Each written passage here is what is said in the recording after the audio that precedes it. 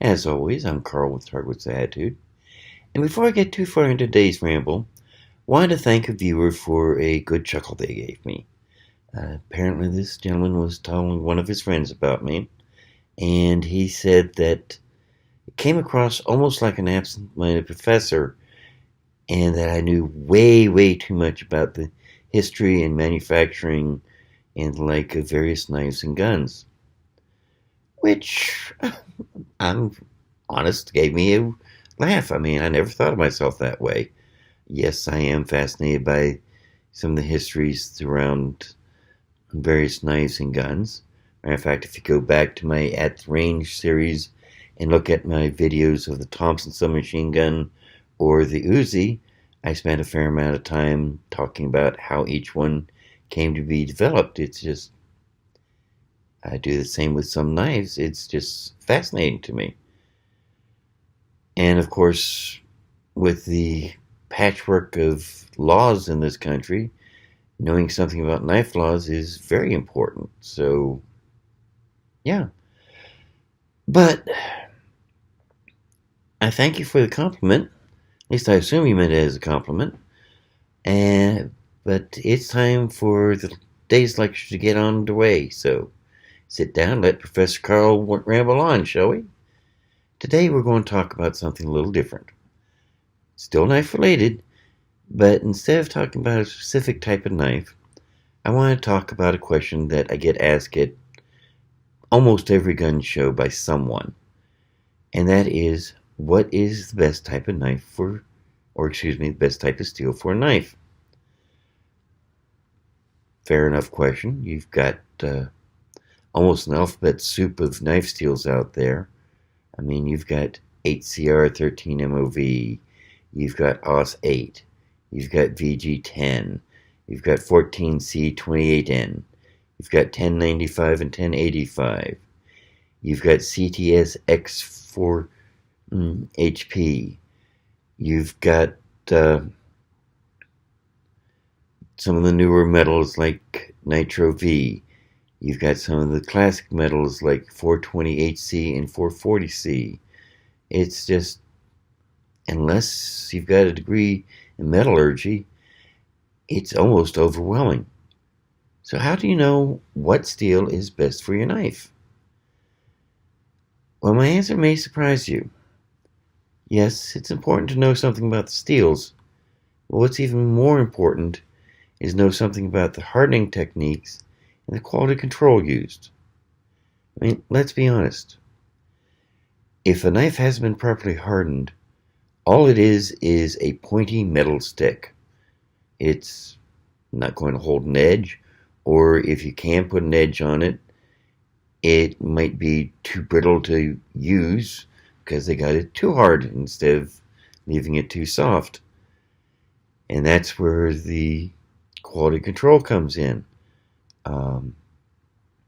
You get some of the lower end knives like M-Tech, Dark Angel, Tac Force, some of those.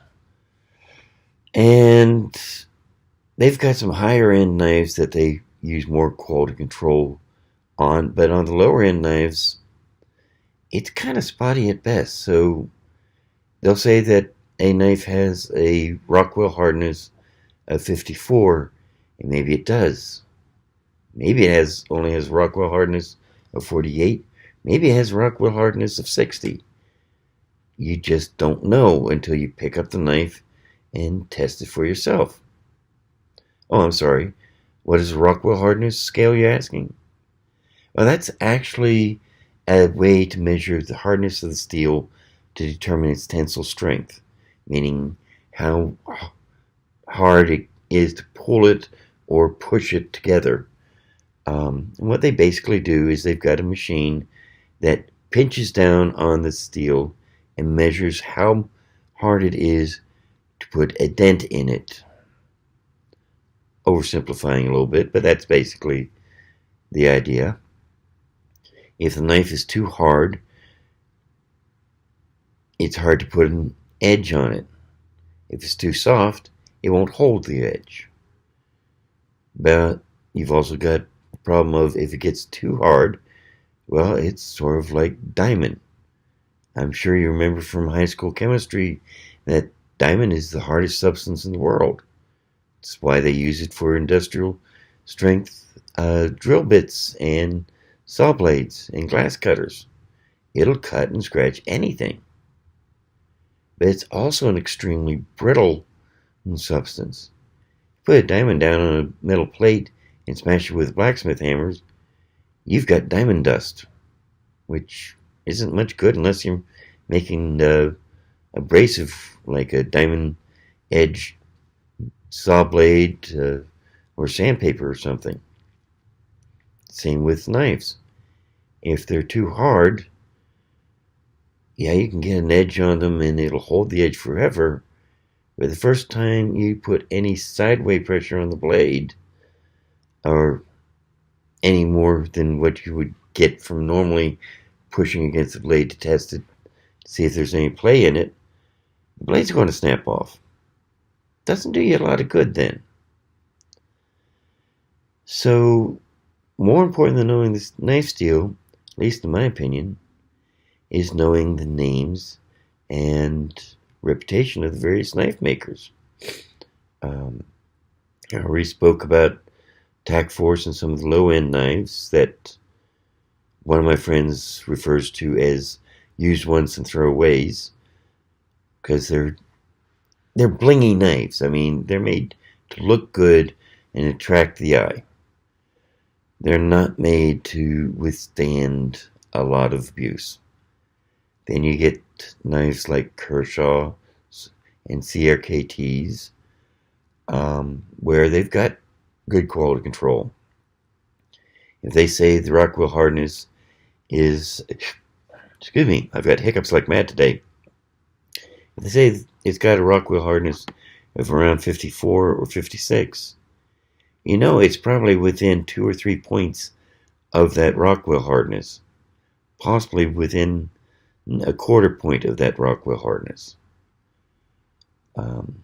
They tend to make things cheaper and keep it down where people can afford them by using slightly cheaper steels, like the 8CR13 MOV, which is a Chinese steel. Still an excellent steel, but being made in China, it's cheaper and easier to get. Then you get some of the newer knives, like the Royks, for instance, still made in China, but they're using a European steel. Actually, I think it's Swedish, 14C28N, and it's got it's made with nitrogen in addition to carbon, so it can get a little harder than the 8CR13 MOV, which means it's going to hold the edge a little bit better. They keep their prices down because they are a Chinese company made in China, but they've got great quality control. Then you've got Case and Benchmade, made here in the US. All of a sudden you're talking knives in the $100 to $200 knife price range if you're talking larger knives, and they're using really, really high quality US steels, like CM154. Truthfully, it's not that much better than 14C28N, but it is a little bit better. But what's even more important is they've got such tight quality control that if they say it's got a Rockwell Hardness of 56, you can count on it being no less than 55 and no more than 57. And you pay for it, but the quality control is fantastic. You can buy them without having to pick it up and test the blade yourself and know that you're getting something really good. So, yeah, that's my recommendation, is research the brands. Know which ones have good quality control and good reputations. Know which ones have pretty lax quality control, and stay away from them. Or if you do buy them, know that they're not going to last you and they're going to break or otherwise deform from hard use. Yes, occasionally you'll get one that's right what they say it is, and you've got an excellent knife for a great price. But you can't count on it. So that also explains why to date I have not done any reviews of some of the low-end knives. Um, I can't count on the quality control. And maybe in the future I'll do a couple just to show you what I'm talking about. But in the meantime, it's getting a little long. I do get long-winded. I apologize. But I hope you found something interesting. I hope I gave you something to think about. And as always, I remind you, until next time we meet, if you're going to do something, no matter how minor or how major, even if it's just looking at knife, do it with attitude. See you now.